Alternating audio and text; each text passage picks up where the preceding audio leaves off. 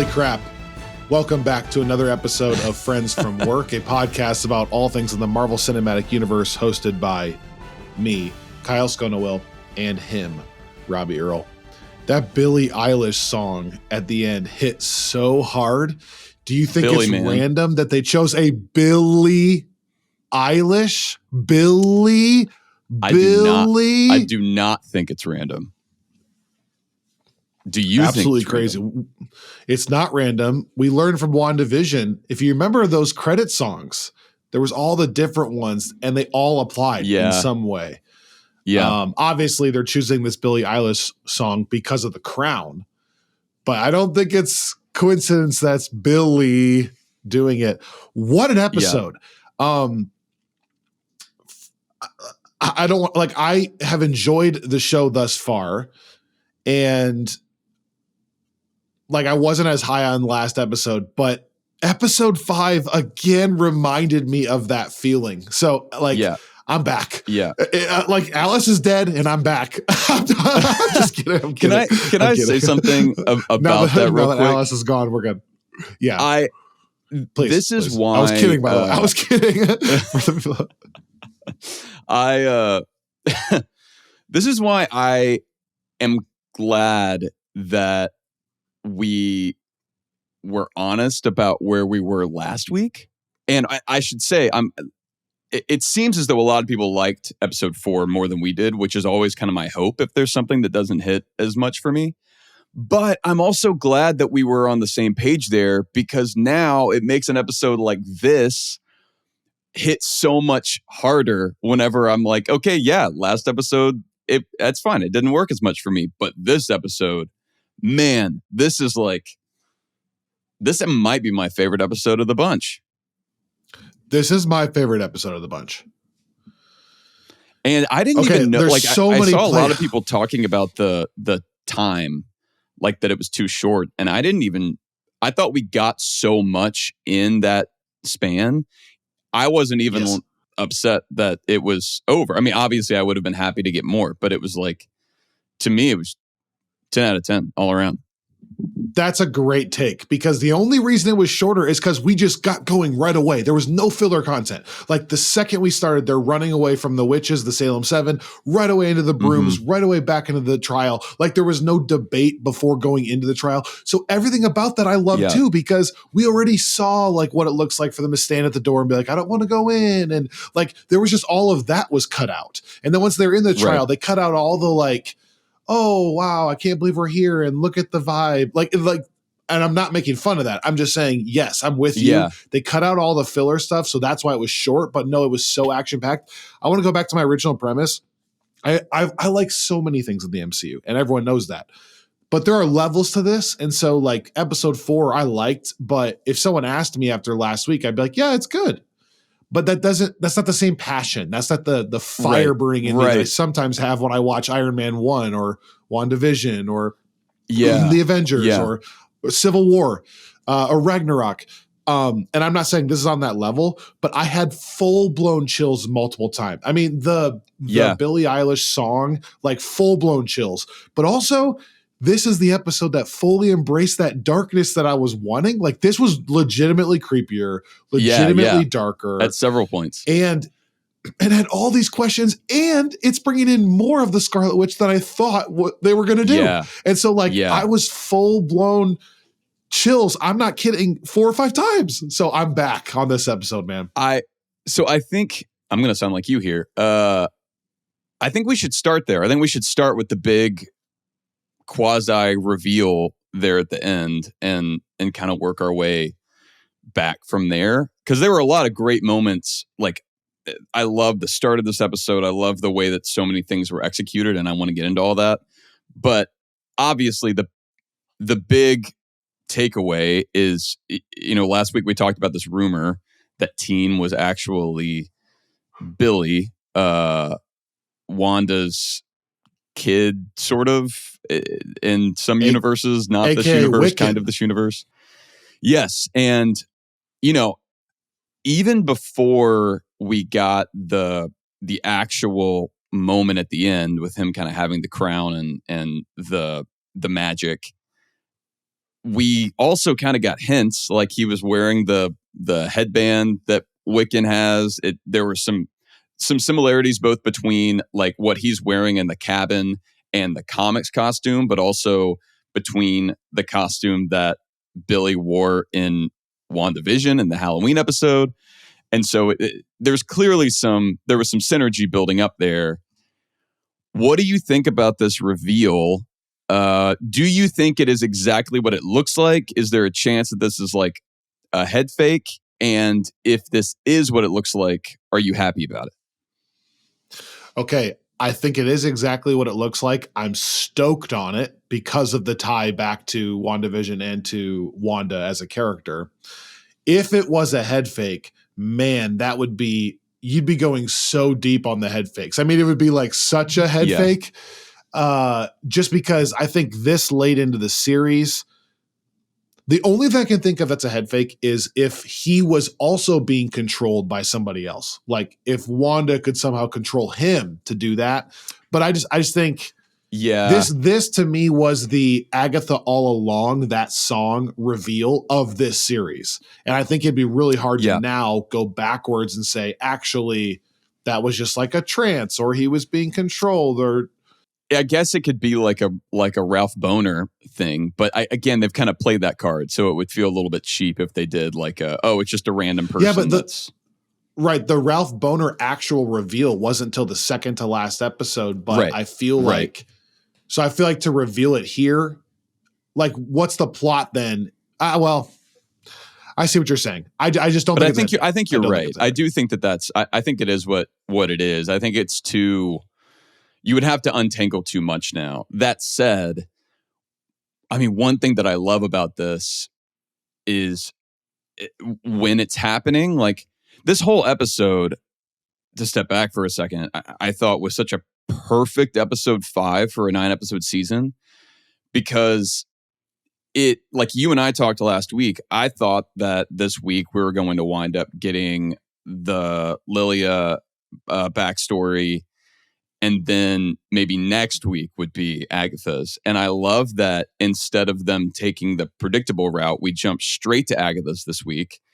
And then we have this reveal. It's like there were these things that it is so WandaVision because I remember every week we would get on and we would say, we thought this was the big mystery and now it's solved. Okay, but now there's this mystery. And it was like they kept making you feel like, okay, this is the thing that they're going to like drag out all season. And then they like immediately resolve it in an unexpected way. And then now there are new questions. And that is like, that's what made that show so fun to cover the first time around. And that's what made this episode so fun to watch is like, I did not expect to get either of those this episode. And so now it's like, I don't know what else we have coming and what like where that leaves the witches. So I think we got to talk about Billy or Wiccan or Teen's motivation in all of this now. Now we're forced to zoom back out and say, okay, like, did he know, like, was his plan all along? Was he faking the kind of like true caring about the coven just to get to this point? Or does he like go dark when he like goes into that mode and that's a different kind of human, almost like the Scarlet Witch with the Darkhold was different than what Wanda was like, almost like he's possessed.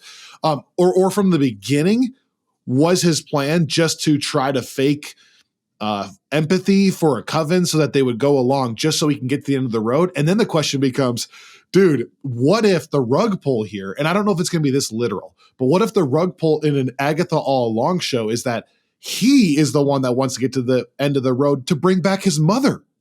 And what if that's how we're going to say that his mother is not gone in all of this?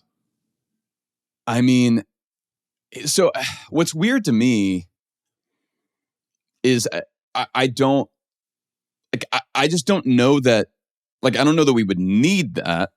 Like that would make sense. Like, I don't know what other motivation he would have if it is in fact Billy to walk the witch's road. It is, by the way, right when he's not only the crown, but Christoph Beck does the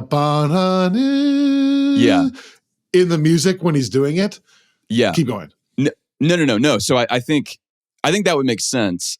I think what's interesting for me is we've talked a lot about whether Wanda would come back, when she would, how she would. And I know that Elizabeth Olsen has, in interviews, been saying, under what sort of condition she would want to come back. But I think what's funny is there was such an intentional flash of the red light at the end of Multiverse of Madness that I've just never really even bought that was supposed to be a death. There are some where it's like, okay, Vision comes back and we have to explain how, because we saw him die in this very real way. Like Loki dies in this very real way, and then we have to kind of explain how he's back again or what version. But Wanda, it was established that she was this uber powerful being, and then this whatever you want to call it, shrine crumbles. But then we see if it would be one thing if it just crumbled and we saw it all fall on her, and then that's the end. Then I think it would be safe to say Wanda's dead, which then would bring us to now, and you could see how Billy would be trying to somehow resurrect her. But I'm not. You're just interpreting the Flash as more of an escape or the loss of the Scarlet Witchness of it or something, you're saying? Because I think even Wanda or Elizabeth Olsen has kind of hinted that the Flash of Red was more leaning into a signifying of her death. You're taking it the other way. Yeah, I guess so. By the way, I'm with you, though. Even if she's not dead, that's what I mean by I don't know if teens' motives will be that literal. My mom's dead, bring her back from the dead. But it could be something related. She's missing, or I don't know where she is, or she's lost in the multiverse, or she's lost that power and I want that power back, or I don't know what. Yeah, I guess it feels to me like there was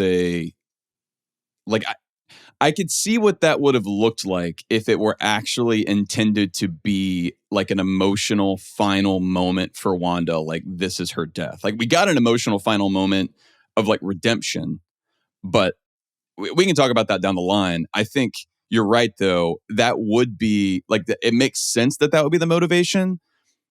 But because that makes sense, I'm wondering if it would be that simple, which kind of takes me to my other question, which we sort of got at last week.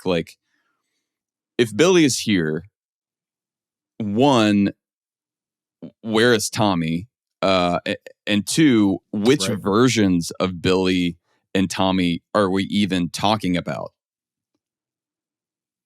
Would this be an older version of the Billy that she kind of constructed out of the Mind Stone that disappeared somehow? Would this be a Billy from another one of these universes where Wanda did have kids and he's traveled to this reality? Do you have any, are you leaning in one direction or the other? What was your initial, you saw that reveal? Did you associate that as the actual character from WandaVision? It can't be, right? That child disappeared, and the age difference is so stark. But again, in WandaVision, the whole thing was kind of make believe, anyways. Hence them aging so fast. Yeah. So I think I took it as that's an obvious shout out to the Billy we know, but because of magic, it's something else. I don't think it's the literal child grown up, but I think there's just a lot of ambiguous nature around the Darkhold and what Wanda was able to do with it, and what has she been doing? If she's not dead in Multiverse of Madness, what has she been doing? Well, and here's my other question: is this one of those Billies from one of the other multiverses that's a little bit grown up, but that Billy, for whatever, maybe because he's Wiccan, he's aware of this Scarlet Witch, maybe, or I don't know. I mean, I do think it makes sense that it would be Billy, as we're moving towards this Young Avengers project of some sort, I would imagine. And I do think that there are some comics we can get into down the line that I need to go back and reread to kind of talk about what they could be doing here, because there is precedent for Wanda thinking she has kids and then those kids not really existing, but then having literal kids after the fact that are the same as the kids that she imagined that she had. So like it has been done, but I'm wondering like, is that what we're doing? Or yeah, like this is where the multiverse of it all gets a little confusing and a little bit hard on the speculation side because there's like, I'm not totally sure what the rules are. So I don't know, Yeah. like there's a part of me where I'm like, is there like a cheat code element to this where you could just basically say like, this is Dark Maybe. Billy from universe like 597 and he's got an axe to grind? Or I mean, maybe they've done that with so many other things. They did that with Wolverine. Yeah. Which, again, it's the title of the saga. So here's what and we've talked about that part of it forever. Here's what I think I know. They want Wanda Maximoff as characterized by Elizabeth Olsen to be the main character in the last two movies. That's what they want. I know that. And they want to get there somehow. That's what I think. They want like Doctor Doom. You know that. And is that based on just... Yeah. Is that based on any like rumors that you've heard, or is that based on your own passion for Elizabeth Olsen's Wanda Maximoff? It's not just my own passion. I like the business side of it. I just know I'm right on this. They don't want a character like an actress of that magnitude who's into it, who wants to be involved, and a character of that power to not be involved. They want her involved, and so they have to find a way to bring her back. I even think now, I wonder, like I said, if she's going to be confirmed as back in this series and all the stuff that she was talking about Elizabeth Olsen on the late night shows. What was the interview with Kimmel? That she was just buying time because she was making these comments of like, we got to find the best writers to figure out how we can make this work. And I wonder if that was all BS because she already knows. I mean, I think that it would be incredible if we got an actual glimpse of Wanda at the end of this. Yeah, she may not actually be in it, but I'll die on that hill. That the end game is that they're working toward her being a main figure in the last movie or two. No, I think that that's fair. I don't know that I feel confident enough that she would be the main figure, but I think that she would be a main figure. Maybe not the. She'll be one of the top 5. No, I think that's fair. So the other question with Billy, okay, that moment when he's saying, you let her die or you killed her, and like she's like, I didn't mean to, and he's like, yes, you did. Like you were saying earlier, like, was he from the very beginning kind of lying about his own motivations and who he was? What I can't figure out is, did she just push him so far that, like in that moment, that he unlocks some like hidden power that is similar to Wanda's? Because Wanda doesn't, like, the Scarlet Witch persona, I thought, like, fully emerged after I guess it was before she was really using the Darkhold, because we saw it in WandaVision. I guess like the Darkhold is just kind of what took her like fully down the evil path. But I guess I'm just trying to figure out. And Westview was set up because she was pushed too far. So that's very similar. Right, that's like true. Before the That's Darkhold, she basically created it because her emotion had so exploded over her grief. So that's similar to how Billy's character reacts when he's pushed too far, a little bit. Yeah, no, I think that's fair. Why would he have put Jen and Lilia in That's the important question. Because if he was just doing it out of anger towards Agatha, the fact that he then pushes them out once they do his bidding and then bury them, that's where I'm asking, is he possessed by something else? Like, is that not him when that's happening? I don't know, because that seems like, has he decided that they've gone far enough down the road that now he can do it by himself at this point? I mean, what is the thing that he that's where, like, loses I don't think that was his motive the whole time. The little His little journal, his diary of all the spells and stuff. Okay. What is Wiccan's power in the comic? Like, can Wiccan just mind control people?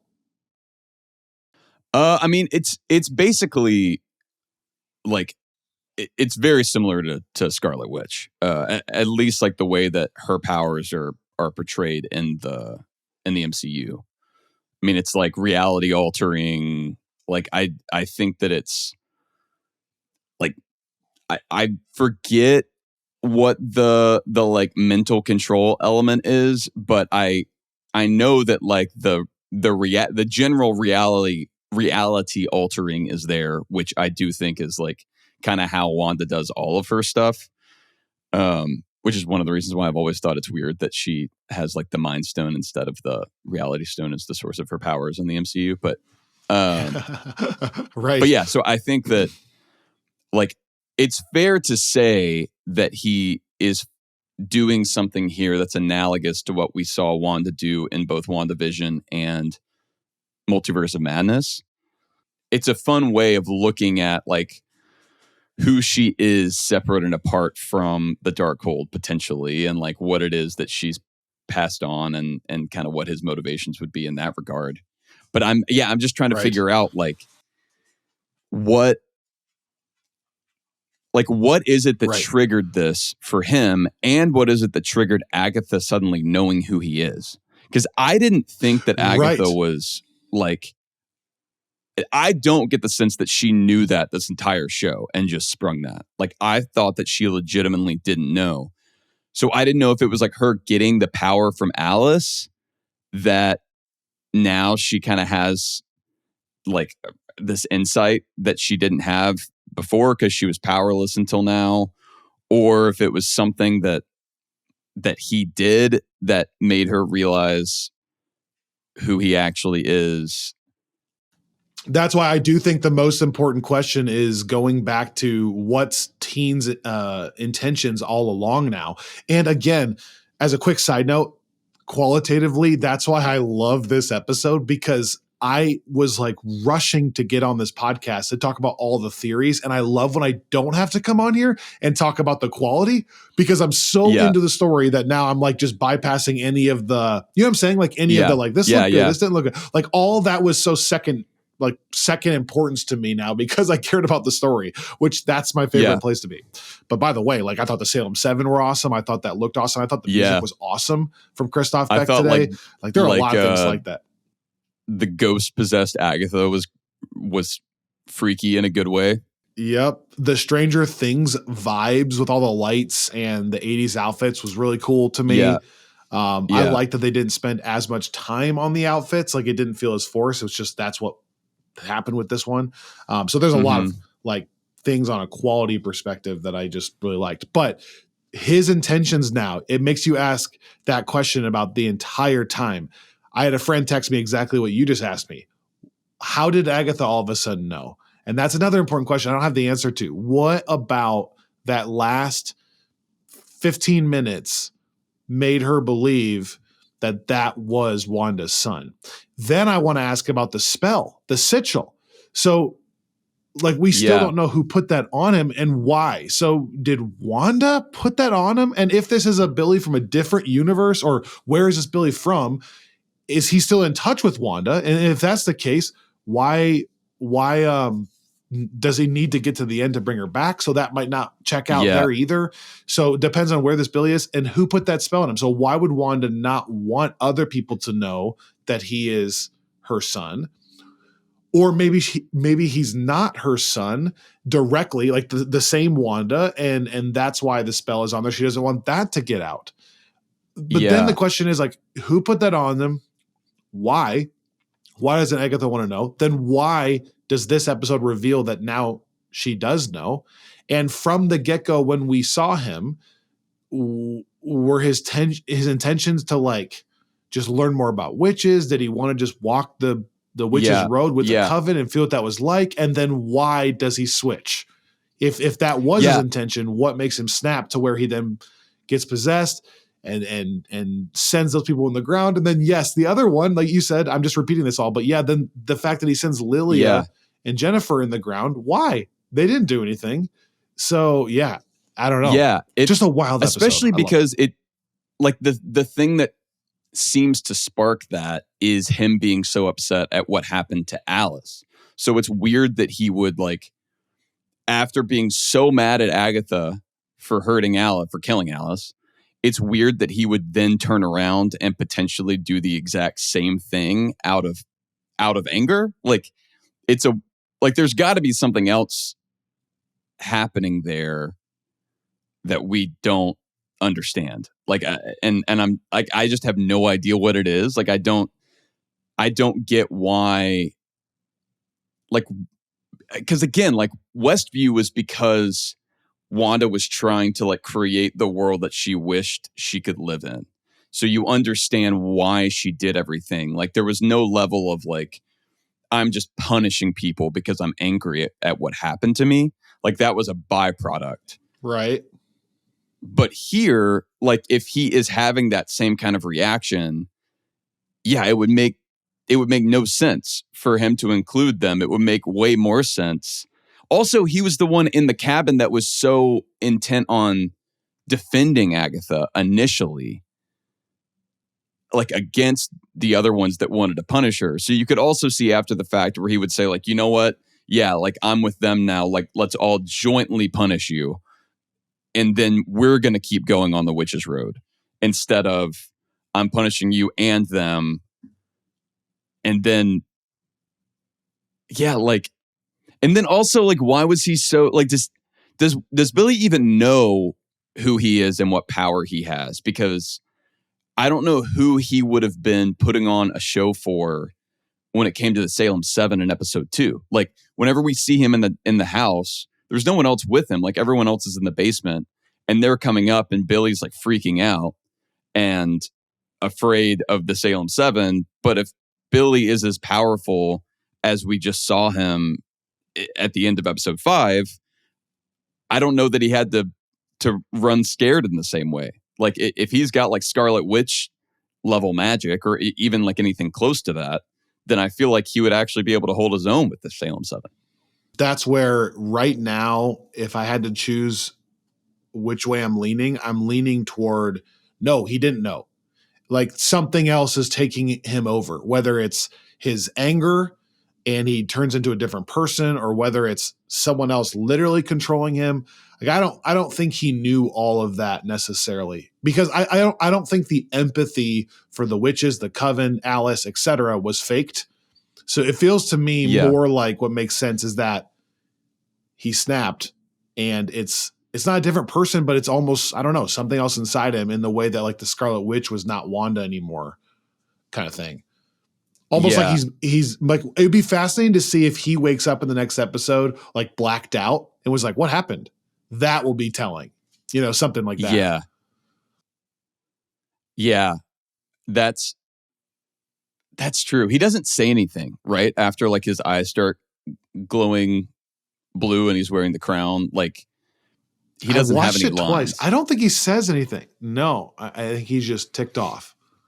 So that's like, I think that's also kind of telling, because he's like, we're not really seeing any hint of personality there. But yeah, man, I have. There's like, no there's way so that many Wanda questions. could be dream walking in his body, right? You don't have to be dead, do you? No, because she takes over the other Wanda. In Multiverse of Madness or something like that. No, you're supposed to not. Is that possible? Be dead. Yeah, right. Because when they do the dead person, that's breaking the rules. Yeah. It is forbidden. Okay. More Kylo Ren style. More of this. In a quick second. We'll be right back.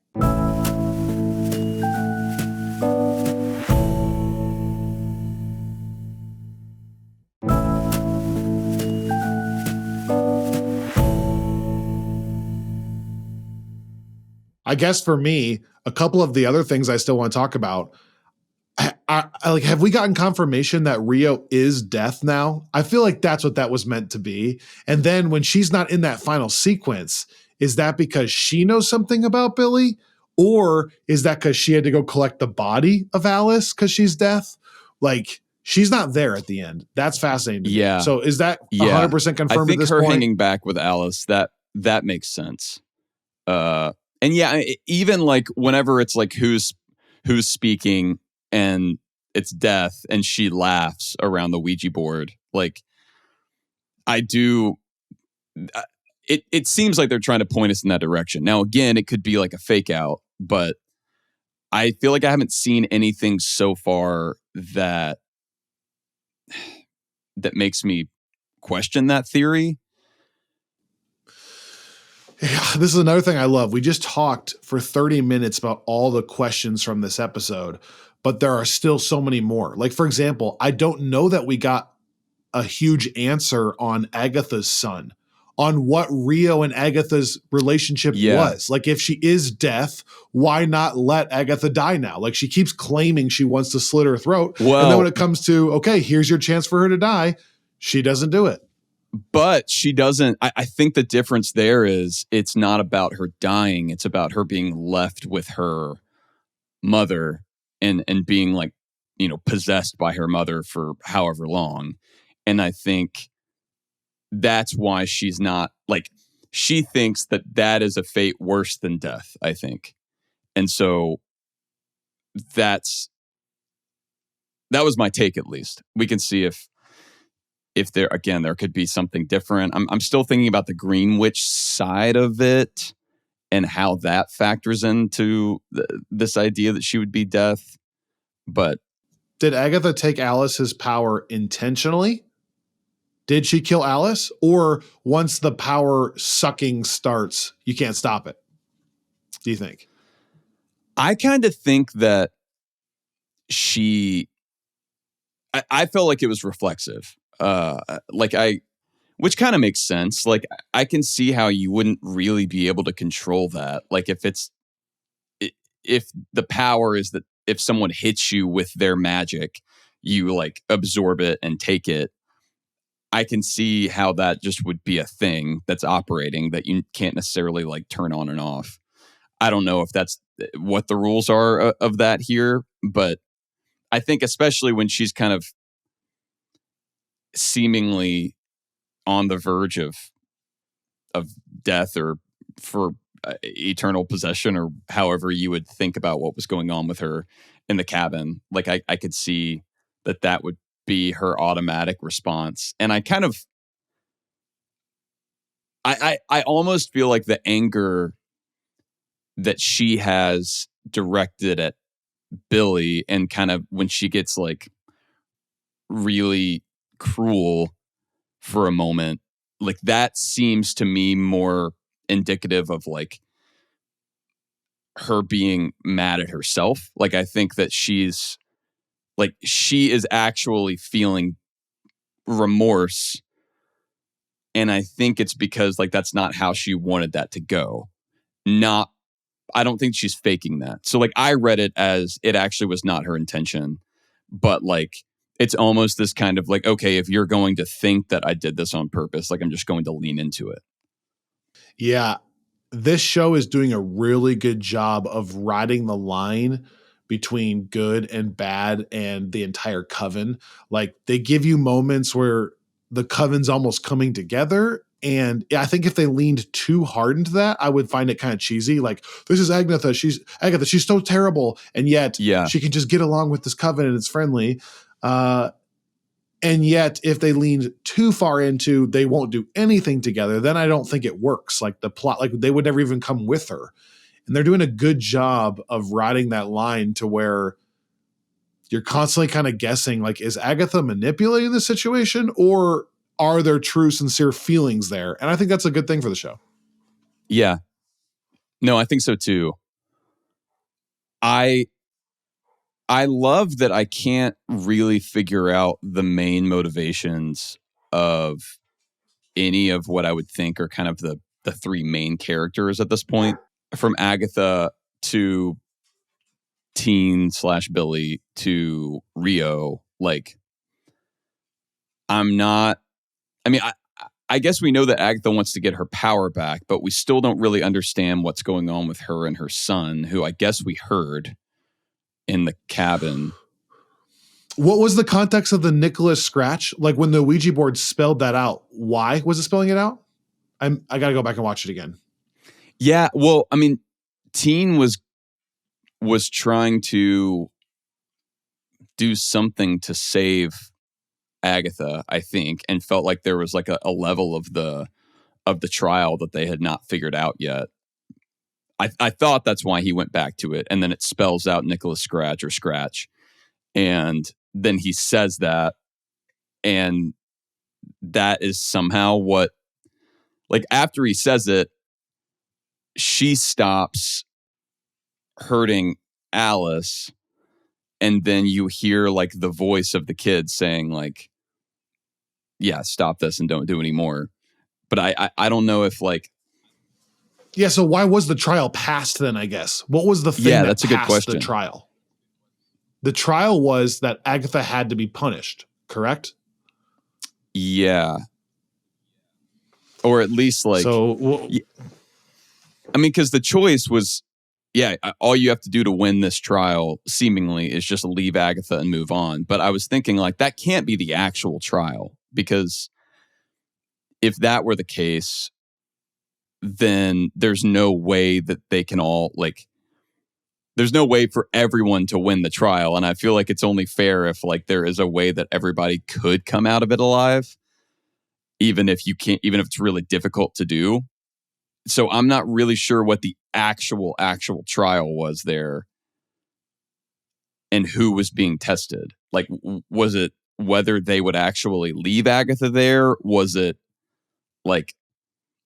Agatha having to kind of give voice to this thing that is the loss of her son? And that's what it was? Like, was that the punishment that like she had to actually confront that? Just she had to live that? Yeah. It's also interesting that we saw Agatha deal with both her mother and her son, and kind of the humanizing elements on both sides. I mean, the stuff like, it was the scene with her mother. You definitely get a sense of like why Agatha is the way she is. And I feel like the other witches, for the first time, kind of felt legitimate sympathy for her. But then it's like that gives way to the moment with Alice, where it's like Alice feels bad enough to where Alice like goes to try to protect her. And then it's like that, you're right. Like, that's where it rides the line. Like, is it like Agatha's like then using that to manipulate them even further and just take Alice's power? Or is it that's just what she does like automatically? But I don't know. It's like I everything I'm thinking of keeps leading me to like another question, which is why I love this episode so much.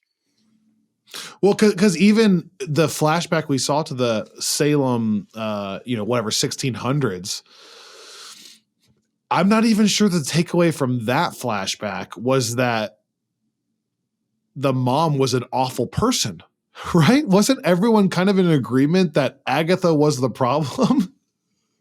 So like the fact that she's seeing like a ghost version of her mother who's like this evil spirit to punish her, I don't even know if that's like an accurate representation of her mother, meaning like it's like a demon she's seeing of it. Well, but her mom did, like, her mom wanted to kill her, and she was the head of the coven. And so I think that, from Agatha's perspective, her mother had set out to murder her. And so that is something. Fair point. So then, which is why at that point it's like, okay, well, you're hitting me with all of your magic in an attempt to kill me. So I kind of think it's fair game for me to turn that on you. It's not like she affirmatively kills them, although I think she is being put on trial for killing other witches.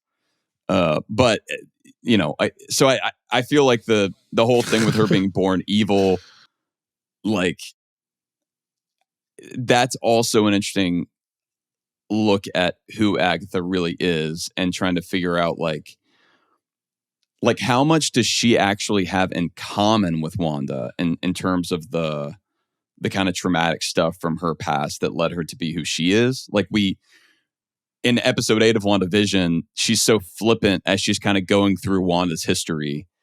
And I think there's something to be said for like getting more and more into Agatha's own history and realizing how much she's kind of projecting this person that doesn't really care about anything and is only concerned with power, but she's maybe like acting out of the same kind of hurt that Wanda was. Last question from me. Do you think that Agatha Harkness survives the show? Ultimately, do you think she's going to make a sacrifice play? Like, do you think she's going to turn good? It feels like that's where they're heading. Do you think that the show has the cojones to try keeping her bad or just like killing her and Wiccan is actually the main character at the end? Like that character arc, do we need it to be redeemed by the end?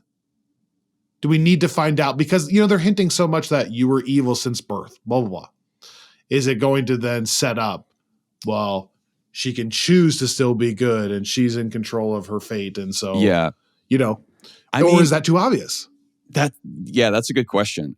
At this point, it's hard for me to imagine her having an active role moving forward other than, you know, like in most of the comics I've read with Agatha Harkness, she is a figure that shows up and is consulted and then is gone. And you can kind of do that in comics, but it's also a different version of the character. Like she's older, she's like more kind of like a wiser figure, you know, where even if her motives are questionable at times, it makes more sense when people go to her for some kind of counsel or help. This version of Agatha, that role doesn't really make sense to me. So it doesn't really make sense that she would just kind of be sitting in the corner somewhere. Like, I don't know. I mean, again, it could happen. I was the one that was unsure what her role would be in the show, and I've loved it so far. But I think it would be more meaningful to get some redemption and then like a moment for her that feels earned and significant and like that is the character's journey. Right. I could totally see it being some version of we find out truly about her son and her son's past, and whatever that is not salvageable. Like it actually is just a traumatic, like her son is dead and she has nothing left. And yet in the final decision at the Witch's Road, she chooses actually to, it's like maybe it's either her or Teen. Like one person gets the wish back and she chooses to sacrifice for Teen or somebody like that, and then ultimately dies. And then the character is not really a part of the MCU anymore, but the character has this tiny redemption at the end without it having to be like a massive, like it's Darth Vader, basically, ending. Yeah. It feels like that's what they're setting up. Because I'm also with you that I think in general, it's maybe in the MCU, not in the comics, but in the MCU, it's a character that I'm not sure how you would utilize it in all, you know, subsequent projects. Like I'm not sure you would need an Agatha all along season 2, and I'm not necessarily sure you would need her in like a final lineup in Secret Wars or interacting with Doctor Doom or anything like that. Right. So it feels like to totally tie a bow on the character, you get this series that gives you a ton more background into why she is the way she is, and then makes like a redemption play and is off the board. That's my guess, but they could do something different. I think one thing that I love about the Billy reveal here is it makes the entire series feel more significant within the MCU, but also within this trilogy that we talked about before the premiere, where it's like I was initially thinking, okay, like you have WandaVision, and then we know we're getting like a Vision show, and this will deal with like magic, but is it gonna kind of feel like this like random detour? And I really like that, like, whatever happens now, it is a clear follow-up to both WandaVision and Multiverse of Madness. And so it's like, I think whatever happens with Agatha, I like that this is now going to feel much more like an essential thing. Like, I think I was thinking actually yesterday before episode 5, like, I don't know if this is a show that I'll ever rewatch much, not because I dislike it, but because I was thinking, like, I just don't. It's the same reason I don't rewatch like Werewolf by Night much. Like, every time I do, I'm into it, but it just doesn't really tie into the other MCU things in a way that makes me want to revisit it for any There's other not much reason more than I revisit information to anything else. glean from it. Yeah, Right. yeah. It's not like, oh, this other project now, like, retroactively makes me want to check this out even more. But here, like, even just after episode 5, I think I'm potentially changing my perspective there, because I think that this could wind up being much more like WandaVision in that regard than I thought. In closing, I am really excited now to see what happens going forward. I would say that we didn't do this for each episode, but each episode was some version of like a let's go, maybe a let's go minus. Maybe the 4th episode for me was a missed opportunity plus. Not that makes me sad, but like okay, I don't know. I was a little bit. This is the first episode for me, I think, where I was just so glued the whole time that felt like a let's freaking go minus. Like, I still don't think I would say that was like as good as anything I've ever seen to say let's freaking go. But I was like full blown chills, glued in, and I didn't think this series would ever get there for me. Just subject matter, characters, etc. And so now I'm kind of just genuinely fascinated to see where it goes. I'll say this too. Agreed. We got a chance this week to talk to 4 actual different people that these episodes will be coming out pretty soon. We're not sure when or where. Robbie and I chatted with Kristen and Robert Anderson Lopez. You may not know that name, but I promise you know everything. These are the writers of Frozen, like Let It Go, Show Yourself. The songs. But in our case, the songs. The songwriters of all the WandaVision themes. WandaVision, all that stuff. They wrote Agatha all along, and then they're writing like the Ballad of the Witch's Road here in this show. Crazy successful, crazy talented people, and we chat with them. So that conversation will be coming really soon. Over on the Friends from Work Plus side, you, Robbie, had been you and Candace did like a horror episode on you. What you talk about? You tell me who you talked to. Yeah. Well, we were reading have been reading Ice Cream Man, which is this I think existential horror comic from W. Maxwell Prince and Martín Morazzo. It's really incredible and very disturbing, and I was really excited that we got a chance to talk to the people behind it, because Candace was like, is your first question going to be who hurt you? Yeah, but why? Once we got into it, it was like, man, such a fascinating project from them, and they're clearly so invested in what they're doing. And we kind of had this conversation about the finding a level of beauty in this very dark subject matter, but also like how that kind of reflects where you are as a creator. And it was really fun, and I'm excited for us to kind of keep reading that comic now with that in mind. And so, yeah, that interview is going to be coming out soon as well. And we'll definitely have the full interview for folks on Friends from Work Plus. I want to try to get some of that out to our main audience as well, because they were really fun folks to talk to.